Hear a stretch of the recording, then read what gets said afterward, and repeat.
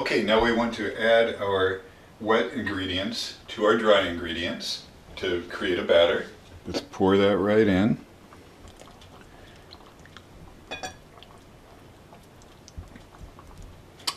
Okay, now to make a lighter, fluffier type of cornbread, don't be really beating this or anything like this. Just fold this in to make a really light batter.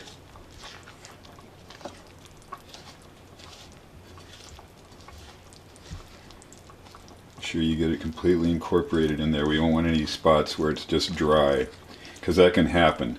So just push it through like this. Make sure everything gets pushed down in there. And then you go down the bottom of the bowl and pull it around, almost like a folding method.